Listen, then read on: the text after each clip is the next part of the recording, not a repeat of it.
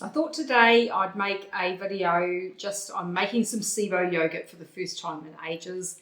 And I just thought I'd have a chat about where I am, what I've been up to, why I'm making the SIBO yogurt, and just a general kind of update on where I'm at with my carnivore diet.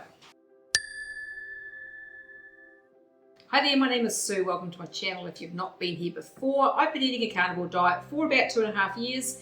And my journey has been up and down, very bumpy, lots of gut issues, had gut issues for years prior to the carnivore diet, lots of bowel issues, chronic IBS diarrhea. And so I've been on this kind of journey for the last 2.5 years, trying to resolve what was going on in my gut. I think I'm finally there. Yay, hallelujah.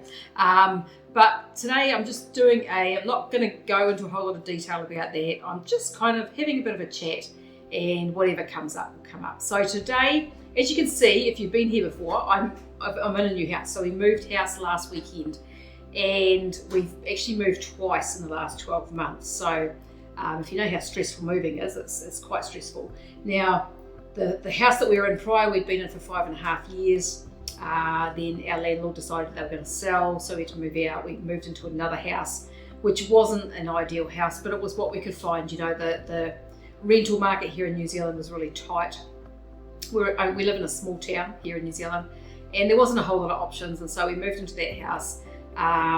Fortunately for us, the owner of that house decided they wanted to move in. At the time, we were like, oh God, we've only been in here for 10 months, but it's worked out absolutely in our favour because we've ended up in a much better house. I've got an amazing workspace for my business, and the whole house is just better. And we're rural. We're 3 kilometres out of town.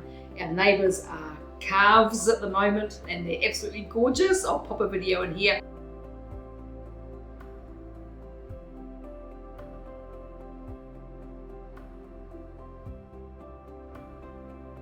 And you know, we haven't lived rurally for quite a lot of years, and so we're very glad to be here right now, and just feeling kind of quite blessed. So the reason that I decided to make some SIBO yogurt today, so it's been quite a few months since I did any. I did a little bit of El Rootery a few months ago, but only a couple of batches, and then I stopped again. The reason that I decided to do it right now was because I just had been kind of thinking about it. The SIBO yogurt, if you've not heard of it, is basically for addressing SIBO. I've done a couple of videos talking about that in the past, so if you want to go and check those out, you can. But if you do know what SIBO yogurt is, then just you can listen to me chatter while I'm doing it and follow along. I've actually done videos on how to make the yogurt in the past, and so you can check them out as well. This was one of the things that I found that really helped my gut when I was doing it. I was eating SIBO yogurt for probably about 6 months, maybe a year ago, or maybe not quite, I'm not sure. It was probably last year, sometime 2023. So I really found it very helpful. And the reason that I wanted to do it again now is I'm kind of trying to get as many, I want to try and get as many beneficial bacteria into my body now as I can. So I was listening to a video with an interview with Mary Ruddock just a couple of days ago, and she was talking about the way that she works with her clients. And I've heard her say this before, that it takes 2 years to rebalance your microbiome. You have to stay off all starches and sugars for 2 years, basically, to do that. So that's me, and that's interesting because when I got to the 2-year mark, just over the 2-year mark with this carnivore diet, I just kind of started to feel some things shift. I've mentioned on my videos before, it felt like I kind of went over a bit of a hump, and I think that's why I think that finally my microbiome has kind of got to a place where it's in a better condition, I think, and so some of the things that I've done along the way, I think, have really helped with that. I don't know that if some of those things, if I hadn't done them, that I would be where I am now, because part of my story is mold illness, and I think that mold had absolutely colonized my body. And I feel now like I'm kind of on top of that finally. My gut, my bowel is more settled than it's ever been. and I've had little patches like this in the past, but it doesn't last long, whereas this is feeling really good. I mean, I'm still actually working on resolving mold in my body right now. I'm taking black seed oil and I'm taking chlorella, and taking the black seed oil, I actually have realised that I remember that was an anti-parasitic, and I think that parasites were part of my problem as well. And I've talked a little bit in the video just recently about that, and I will talk more about that going forward, because continuing parasite cleansing is something that I'm absolutely going to keep doing for now anyway. And so getting good bacteria that I know that the SIBO yogurt really helped before, and so getting more of these bacteria back in to recolonize my body right now is kind of where I want to be. I'm also going to try taking some Akkermansia, because Akkermansia helps with inflammation and it helps with weight loss. And so my weight loss has been really slow on Carnivore, and I have a feeling that I am probably completely missing that bacterial strain. So I found a source of Akkermansia that's reasonably priced, because the last time I looked it was horrendously expensive. And so I'll probably link to that below, and that is what I'm going to order, and that is what I'm going to try. It has amazing reviews, and so I'm going to give that a go, and as well as potentially going forward maybe another probiotic product that Mary actually mentioned, and I'll probably talk about that in a future video. But at the moment I'm going to get stuck in and start making the SIBO yogurt. So I have pulled out my trusty Blue Valley yogurt maker. Now I have did a review video on this yogurt maker a while back.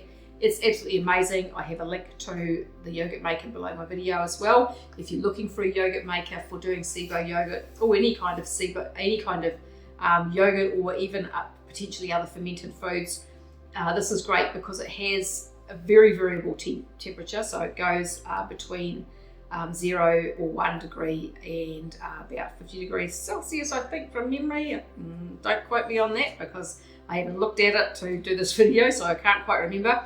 And you can put the time up to 36 hours, and the 36-hour fermentation time is essential for things like the L-Rootery and the SIBO yogurt, because that is how you get the numbers of bacteria in the yogurt that are really going to be beneficial.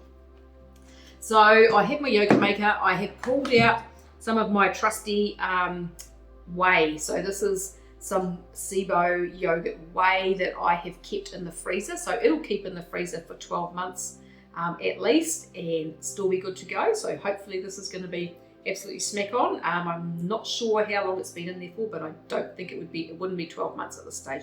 So it should be good. So I went and bought some milk today. This is not homogenized, and that's what I was after, not homogenized. I was hoping to get A2, but the shop in town didn't have any A2, but it's not homogenized, so that was my number one priority for making my yogurt.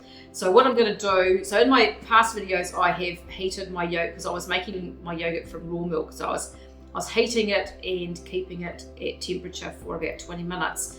I will probably not keep this that long, because this has been pasteurized, so it's already been heated, and the reason for keeping it at temperature for longer is to break down the proteins so that your yogurt comes out thicker. But I'm actually going to try not doing that with this, and I'll just see how it goes. It may end up really runny, but we'll see. So the other thing that we need is inulin. So I've got my organic inulin here. This inulin is actually made from artichoke. Jerusalem artichoke. You can get inulin made from something else as well, I can't remember. But I've actually found this the best, the Jerusalem artichoke inulin, and I think I have links. I'll pop links below the videos to everything that you need to make this anyway. You can start the SIBO yogurt just by using the probiotic capsules, and in my video where I've talked about how to make the yogurt, I have links underneath that video to the capsules, to everything that you need to start making this yogurt. So what I do is I actually use a pot and a bowl that fits inside it as like a double boiler, so that way I'm not going to burn my milk. So I'll just put some water in here. I don't want too much, because otherwise it overflows and gets a little bit dangerous, because the bowl kind of bobs around and does weird things. That's probably enough there, and I'm just going to pop my milk in there.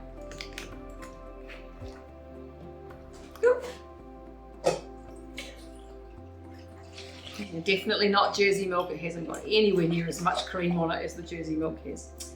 But I'll go on Monday and get some more get some Jersey milk from the other shop once it comes in. It just hadn't been delivered today. Apparently it comes either on Saturday or Monday. It didn't arrive today, so it'll be there on Monday, I would imagine. So now I'm just going to boil some water in the kettle to sterilise all my equipment that I'm using.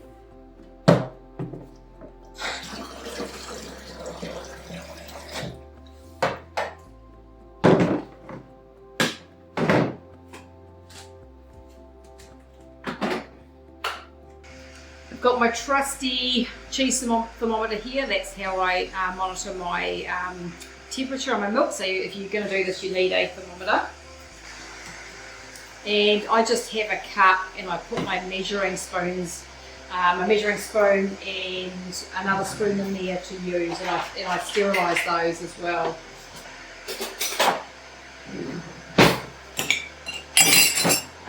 Okay, so I've just boiled the kettle, and this is how I sterilise my gear. I just pour some boiling water in. So for like the example for this, I just do it until it overflows. I do that with my lid for my yogurt container.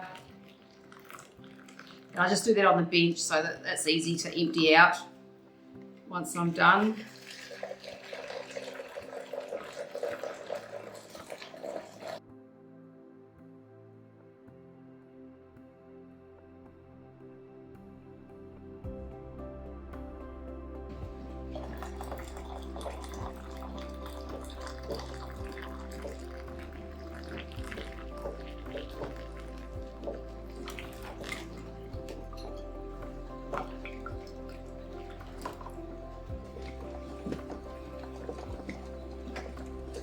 You're going to switch elements because this one's a little bit on the hot side.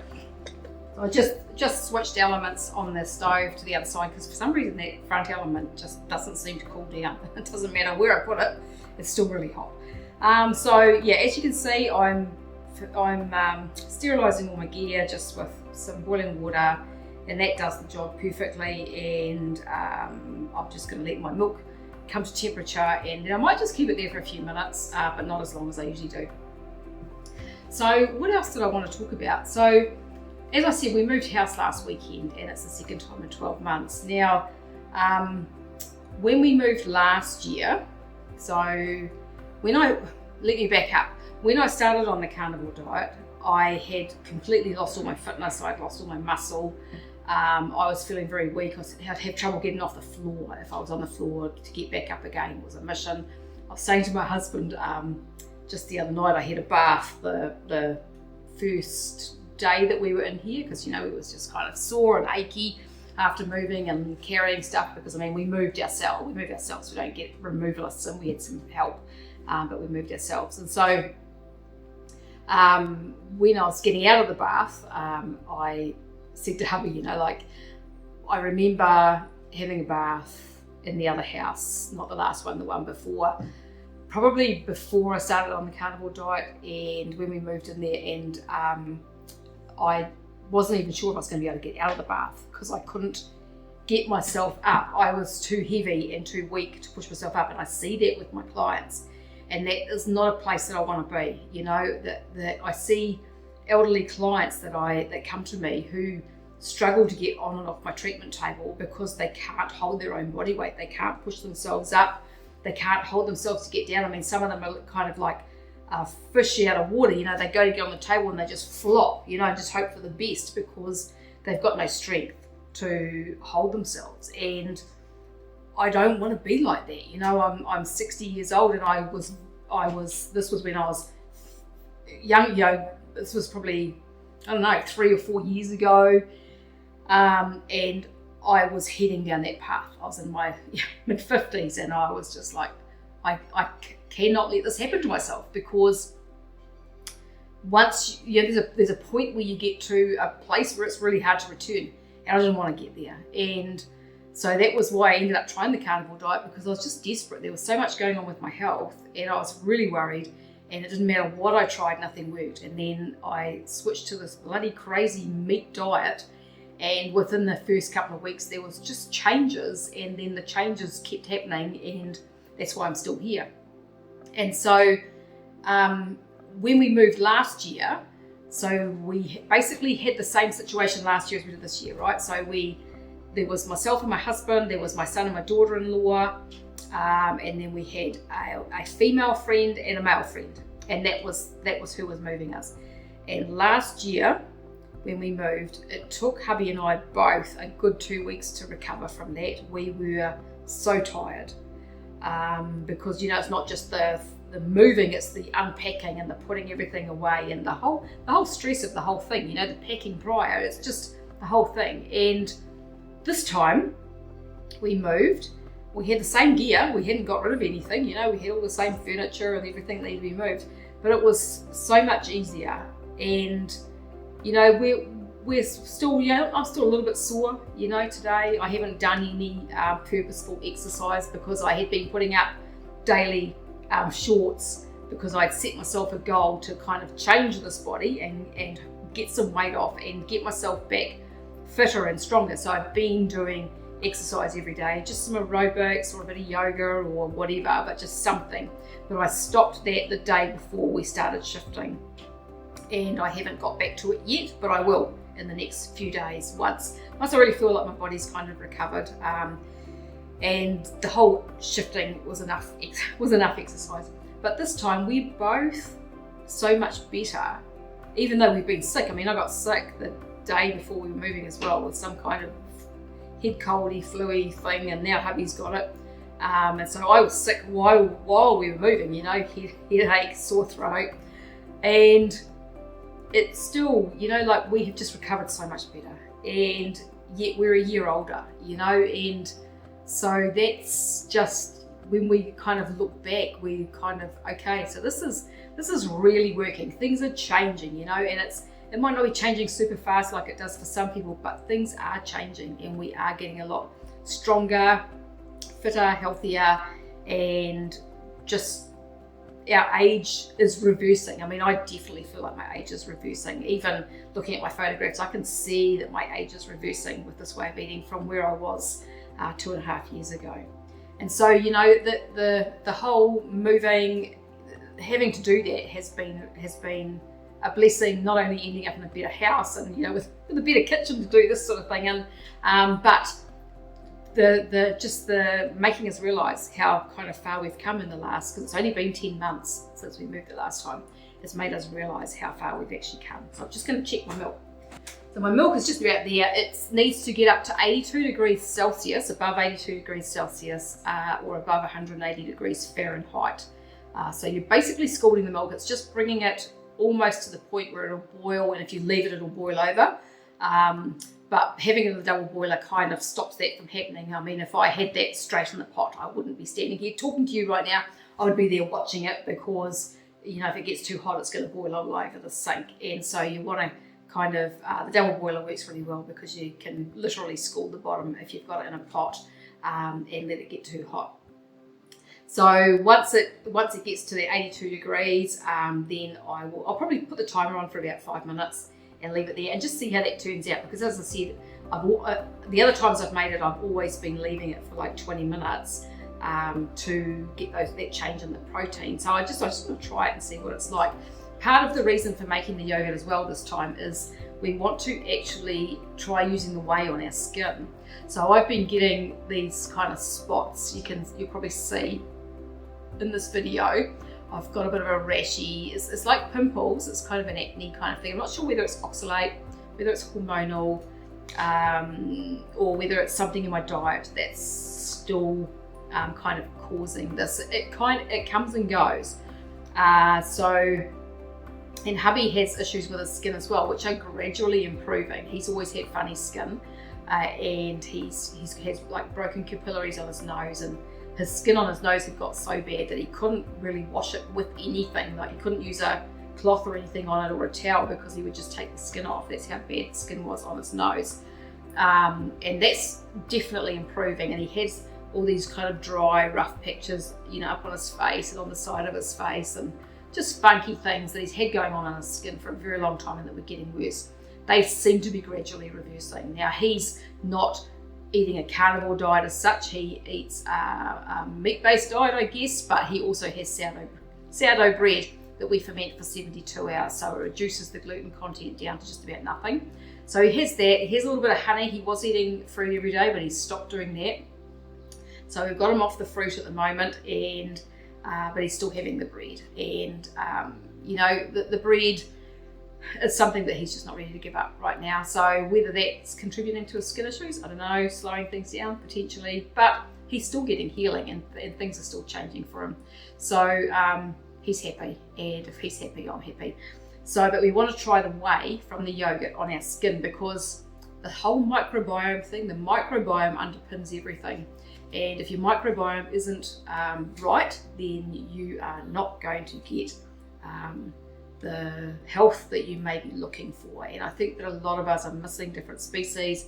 Things have been so out of balance, you know, antibiotics and the non-steroidal anti-inflammatory drugs, those things are probably worse than antibiotics for your gut and for your microbiome. They're like napalm. They just come in and kill everything.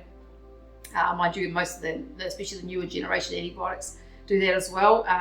So a lot of people are missing a lot of species, or have this kind of dysbiosis where things are out of whack. And so, you know, according to Mary Ruddock, it can take 2 years of no starch and no sugar to actually get your microbiome to a level where you can start introducing new species, or species that should be there, and kind of correcting that. And I mean, she said that while sometimes you can't get everything perfect, you can really create a lot of healing. And so for myself, the changes that I've made in my digestive system are just amazing. And I can't wait for another, you know, year or 2 years down the track to see where I'm at, because you know, my weight loss has been frustratingly slow, and I know that's all to do with microbiome. It's to do with my stress levels as well, because while I had chronic diarrhea going on, my stress was there all the time, because I was always worried about having to go to the toilet, whether there was going to be toilets. Like working with my clients, I was, you know, worried about, you know, getting diarrhea, having to excuse myself multiple times in a treatment. All of that was playing on my mind all the time, and so this was just creating this chronic stress in my body. So I can imagine that my DHEA levels are probably really low, my adrenals are probably quite jaded, and so I need to allow time for those things to kind of be able to kind of bounce back a bit now that things are a bit better. So I still have a little bit that plays on my mind, because that's been a long time that I've been like that. But you know, I figure that over time I can get that sorted out. So I've just put my timer on for 5 minutes. My milk's actually, I talked for too long, my milk's actually up to about 90 degrees, but that's okay. I've turned my element down, and I will leave that there for about 5 minutes. And then I'm going to let my milk cool, and then I'll just mix it with the inulin and a little bit of the starter, and a little bit of milk. And I will come back and show you how I'm doing that when I'm doing it. Okay, so as you can see, I mean, the milk's quite foamy in there now because it's quite hot. It's sitting at 90 degrees, and it's got a couple more minutes to go.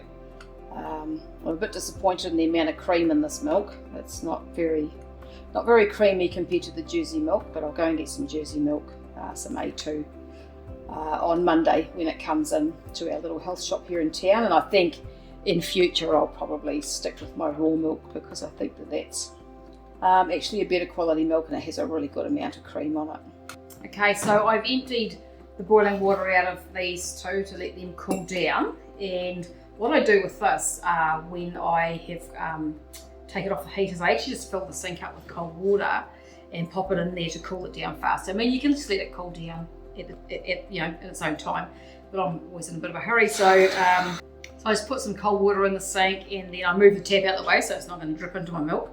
And then just put the whole thing into the sink. Now you find the first time that the water actually heats up really quickly, and then I just replace it. And once it's cool enough to take the bowl out, then I'll just put the bowl in the sink and let it cool down.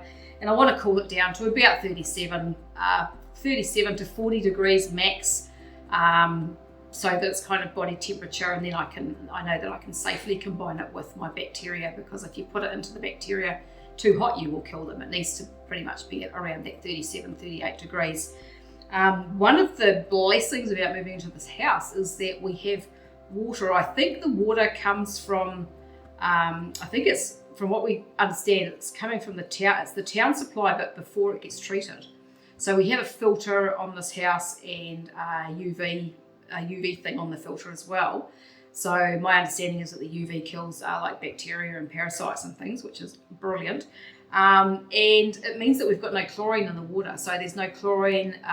In the government here in New Zealand, they're heavily trying to make the councils here in New Zealand fluoridate all the water right now. And of course, nobody wants that. No one wants fluoride. But there's a push here in New Zealand to get that done. It was the last government that implemented that, and they put in legislation whereby supposedly it has to be done.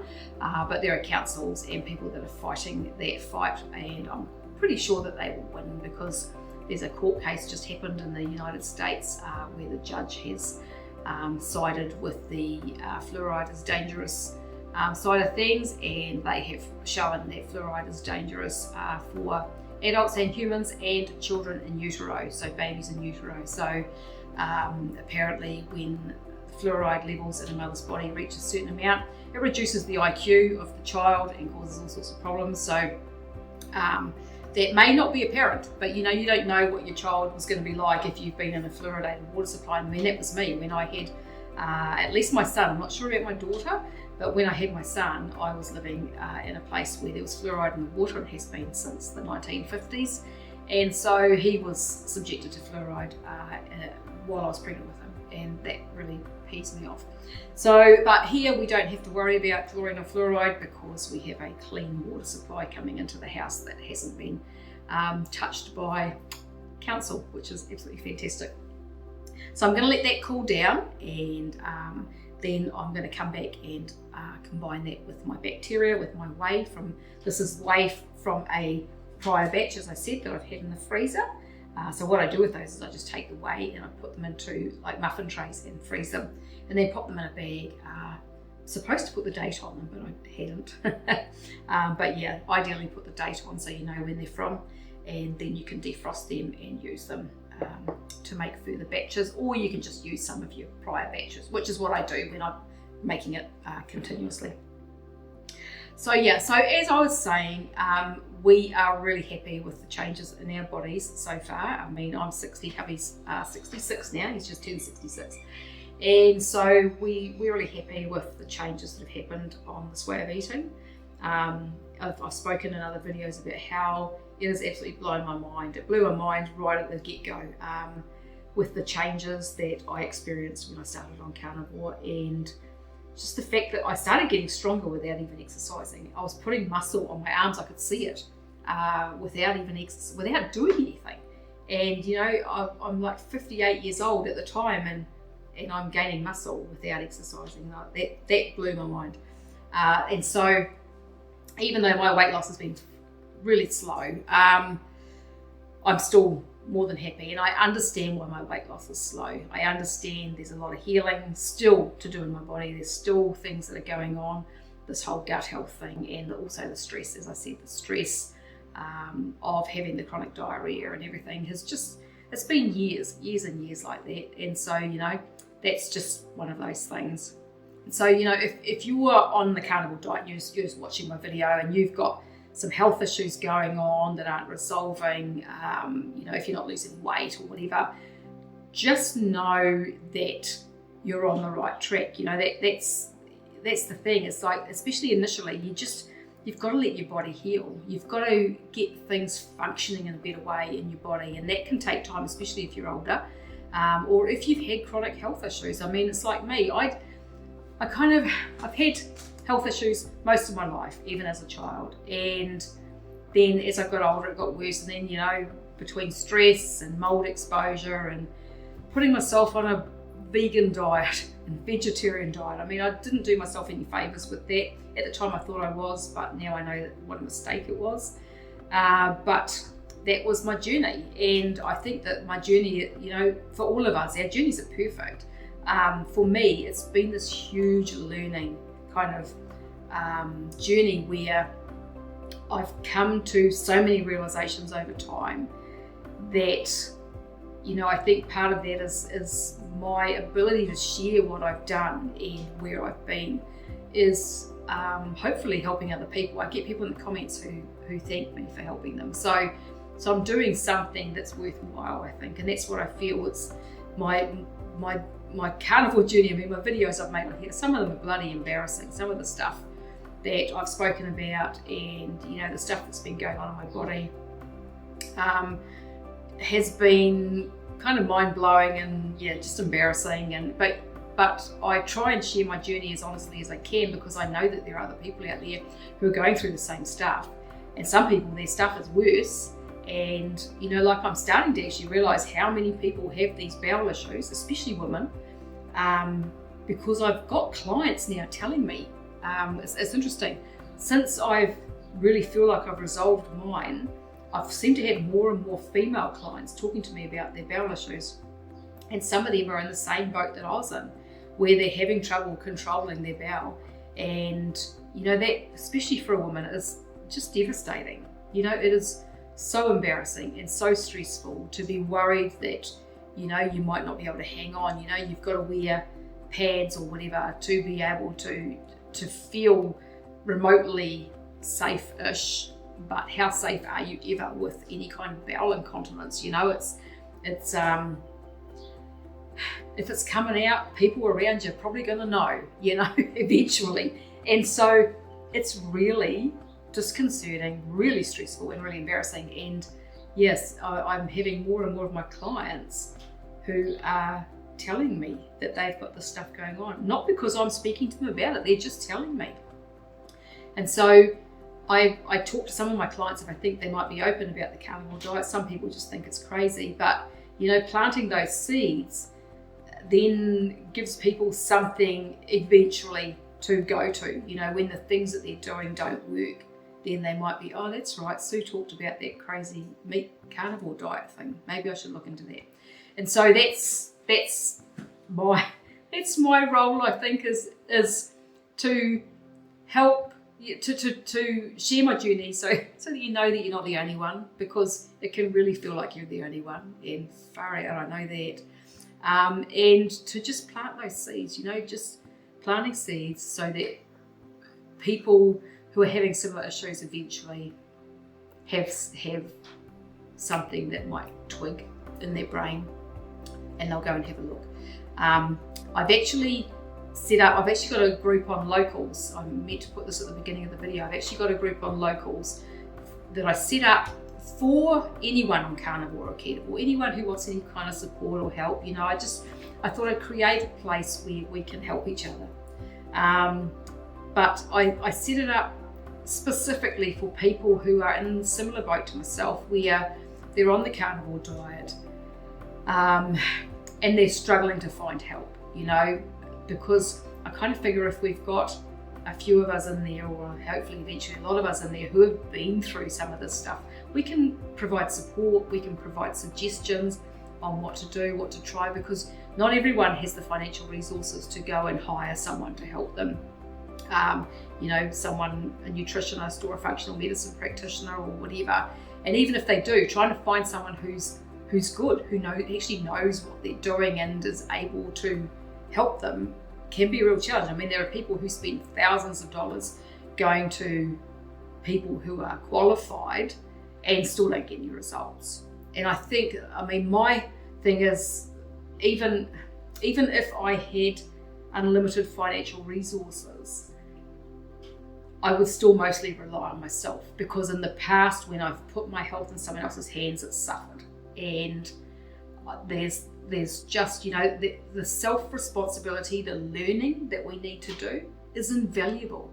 And so whatever our journey is, whatever's going on in our bodies, if we take responsibility, and if we do the learning and do the experimentation and find what works for us, with the assistance of, others here and there, but not leaving it in the hands of someone else, then that is worth more than anything, I think, because that in itself builds resilience and creates understanding and learning, and puts you in a place where you can help other people. And there are so many people these days that need help. So many. Most people are just so broken. And, the carnivore diet will turn some people around, and really quickly. And they're the lucky ones. If you can go onto carnivore, start eating meat, and your health is amazing and you lose weight, then you are extremely lucky. But that doesn't happen for all of us. And so to be able to take our responsibility for ourselves and learn and figure out what we need to do to fix our own bodies is absolutely the best way to do it. Fair enough. Some people need to rely on nutritionists and people like Judy Cho and that who are doing amazing work, but they can't work with everyone, and not everyone has the resources to go to them. And so I just think to be able to pick the pieces from all over the different places and figure out what to do for ourselves is absolutely the best way to go. I'm planning in that group to maybe do like monthly Zoom calls or something where we can kind of pick a topic and have a chat and nut things out, and anyone who's got problems going on can ask questions and hopefully get help, that's or suggestions or support. It helps sometimes even just to know that other people have been through what you're going through, and that's a big thing. So I know, like for me with the bowel issues, it's not something you want to talk to people about. It really isn't. As I said, especially as a woman, you kind of, that was me. I never used to talk to anyone about it. Now I'm telling the whole world, but I never used to talk to anyone about it. I just kind of suffered in silence, and people probably thought I was a bit crazy because I'd be backwards and forwards to the toilet and making excuses. I've eaten something or whatever, and that was just the way that I managed it. I took bucket loads of charcoal, and I just managed it for years and years and years, and until it got to the point where it was all just getting too bad, and I was really worried that I wasn't going to be able to continue working. And I'm the breadwinner in our house, so for me to not be working really puts us in a really bad place, and so I kind of just had to fix myself,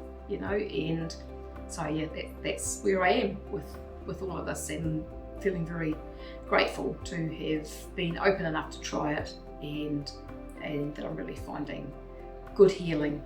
So my yogurt's cooling down nicely. I'm just going to put the bowl into the water. Let it cool down a little bit more directly.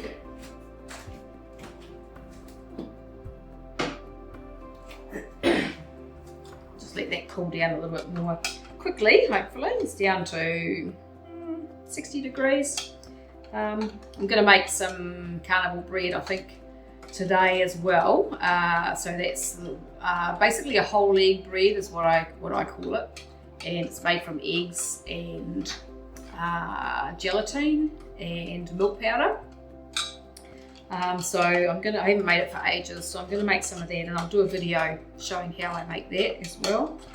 It's nice for a change. I've been actually really kind of lazy about doing anything different in the kitchen for a while. We've just been most of the time we just eat really basic. We just chuck some steak and some chicken in the air fryer, and that's what we have for dinner with.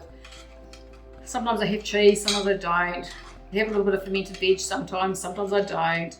But we tend to eat the same stuff all the time. I have poached eggs a lot. Poached eggs with butter. That's one of my favourite things. It's my favourite lunch if I have lunch.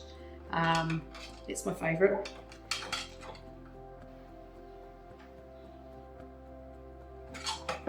It's down to 55. So that's kind of my favourite. But now that I've got a kitchen that actually kind of works a little bit better for making videos, I want to start hopefully remembering, because I forget remembering to get the camera out and record what we're cooking and how we're cooking it, because most of it's pretty simple, but people want to see what you're eating and what you're cooking, and I get that because I watch other people, looking for inspiration and ideas, especially when you first start. So I'm going to do a bit more of that now that it works a bit better. I've got a good tripod, because I didn't have a good tripod before, so I've got a good tripod. Not an expensive tripod, but a good one. I got it on Amazon. I'll pop a link to that below as well if you're looking for a tripod. It works for a mobile phone. It'll also work for my webcam. It's got the screw-in bit on the top where you can put your webcam or even your normal camera on it. And yeah, I think it cost me about, I don't know, $50 maybe, something like that, New Zealand dollars. So cheaper for the US. And yeah, it's a good one. It's nice and sturdy, nice and light, folds down really little, and yeah, I really like it. So that's what I've been using when I'm doing my exercise videos and that as well, because I can just leave it up and then bring it out in the morning, pop it in the lounge, do my exercise.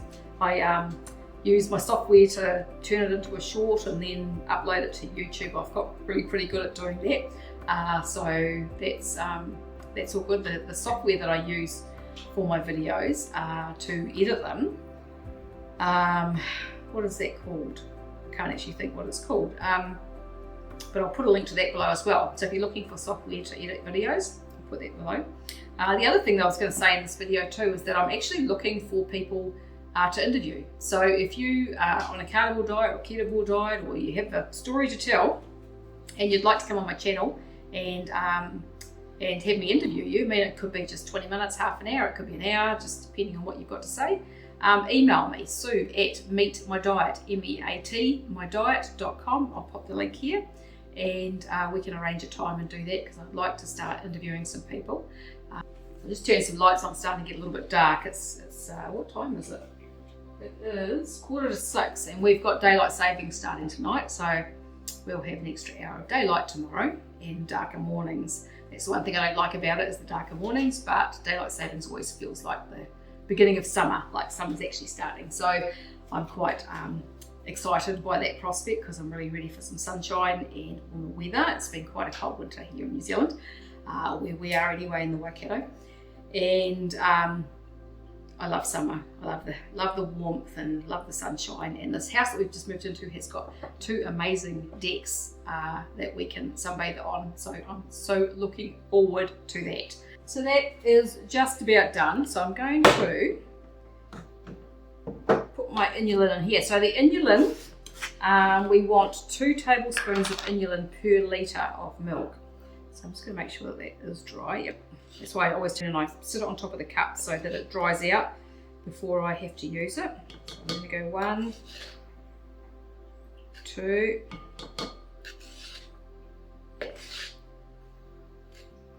3, 4. So I'm using 2 litres of milk, so that was a 2 litre bottle that I'm using. Now, if you can't use inulin, so I had someone comment on one of my videos and ask me, what do I use if I can't use inulin? There are other prebiotics that you can use. So FOS is one of them, I think, but I know myself I can't use FOS. It upset my gut when I tried it. So I have a container of FOS up there that I can't currently use. But you can use potato starch, I believe. So it can go a bit hard and lumpy, so you've got to kind of mix it well, but you can use potato starch. So if inulin doesn't work for you, then potato starch might be an option. So I'm going to put my whey into here and give it a stir. So I'm using my sterilised spoon that was in my cup, and I'm going to give that a stir. So this is quite important, this piece here, to just mix a little bit in and stir it up. It seems to make a difference in how the yogurt turns out. So if you just put the inulin and then pour all the milk in, for some reason it doesn't seem to work the same, and it'll settle down to a hard layer. The inulin will settle down to a hard layer at the bottom of the container, I found. So you really need to mix it quite well with the yogurt that you're using, your starter, and then a bit of the milk. So I'm going to, where are we here? So temperature is just sitting on the 40 degrees. So I will put a little bit of that into here. Just use this spoon. That one's been sterilised as well.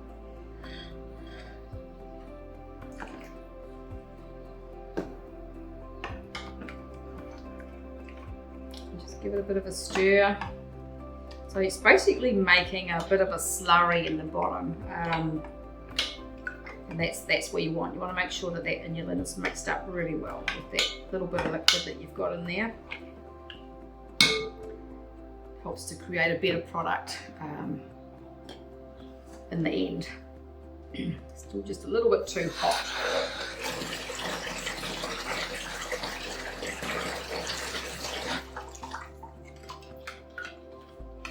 Just adding a little bit more cold water, get it to cool down a little bit faster so that I can get this finished. So I just use my thermometer to stir it because my thermometer is sterilised by being in the milk. So I just use that to stir it, and then I can keep an eye on the temperature. You need to stir it because otherwise, if you've got your thermometer just sitting on the side, your milk on the side is going to be colder than the milk in the middle. So you want to make sure that it's distributed and then the temperature read, so to make sure that you know how hot that is, because otherwise, if you've got, for example, if you've got a clip-on thermometer and it's sitting on the side of the bowl and you've got your bowl in the cold water or even sitting on the bench, those edges of the milk are going to cool down faster, and the milk in the centre could actually still be quite hot. So you want to make sure that you stir that and then read the temperature so that you know where it's at before you add it to your inulin and bacteria kind of slurry there. So that's sitting now at about 34, 35 degrees Celsius. So that's plenty cool enough now. So I'm gonna put that in there in case I need it again, but I don't think I do.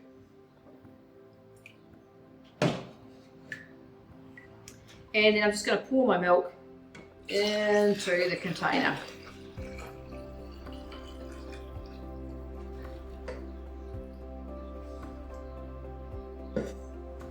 So the Lavelli yogurt maker comes with, you can either buy this one which has a 2 litre container, or there is another one that has 4 smaller containers. So it depends on what you're doing with your yogurt and whether you want to make one big batch or smaller batches. Now I opted for this one, and what I do is I use this 2 litre container if it's available, but if this is in the fridge with yogurt still in it, I can use jars. I've got some jars that I have here that we get gherkins in, or pickles, and I can fit 4 of those into the yogurt maker perfectly. And so that actually makes more than 2 litres for me. I think it actually makes about 2.5, maybe 2 3/4 litres if I fill those 4 jars up.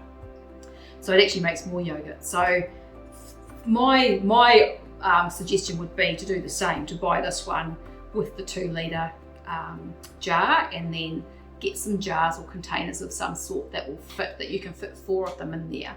And then that way you've got 2 options to make your yogurt. And so if this one's full, then you can use the other one. So I'm just going to pop the lid on that, and then I'm going to put that into my yogurt maker and get it started. So here I have my yogurt. I'm just going to pop it in here, and then I'm going to put some water in here. And no, this is not hot water, this is cold water straight out of the tap. Straight out of the tap, you do not want to put hot water in here. So I'm just going to fill it up. It has a line at the back, a minimum and a maximum line at the back of the yogurt maker. So that's plenty of water there. You don't want to overfill it. And so I'm just going to pop the lid on and turn it on. And so it's really easy to set. So you just go temperature. So it goes on to the temperature, and I set this usually for 37 or 38. I think 38 works better from memory for the SIBO yogurt. And then the time, it defaults to 8, and I just go backwards because that's quicker to get to the 36, but you can go either way. So there I've got 36 hours, confirm, and that's all done. So now I've got my time set at 36 hours, and I have my temperature set at 38 degrees. And then you just saw it click over to 38. It's as easy as that. That yogurt will be ready. Today is Saturday, so it's Saturday at 5:55, so 6 o'clock Saturday evening, and it will be ready about 6 o'clock on Monday morning. So is that right? Saturday through to Sunday to Monday morning, yeah. So it'll be ready about 6 o'clock Monday morning. So it just sits there and does its thing and ferments, and then creates perfect yogurt. So I can't recommend the Lavelli yogurt maker highly enough. I love it. It makes it really simple, and so if you are interested in checking those out. My link is below if you want to go and have a look at those. The company also have the starters, so they have starters for L-Reuteri and they have starters for L-Gasseri. So you can buy those and to start your own yogurt if you want to. The L-Gasseri is a really nice yogurt. L-Reuteri is a little bit finicky. I have made that off and on. The SIBO yogurt has got both in, so it has L-Reuteri, L-Gasseri and Bacillus coagulans in it. So it has the 3 strains. So Dr. Davis's book Super Gut is where this recipe comes from. And as I said, I found it invaluable. It made such a difference to my gut when I started using this. So I'll link to his book below as well if you want to check that out. It's a little bit of a heavy read, but it's really good information. And if you've got gut and bowel issues, if you suspect you have SIBO, it's worth reading and having a go at his protocol. So that is my video for today, just a little bit of an update. As I said, I will do a video making my whole egg bread that I make, and I'll pop that up as well after this video probably. So keep an eye out for that. If you've got any comments or questions, pop them below. As I said, if you're interested in checking out my locals group, the link's below as well, and I'm hoping to really create a good community there where we can kind of support each other. So if that's you, go and check that out. Make sure to subscribe if you like this video, like and share with anyone that you think might be interested.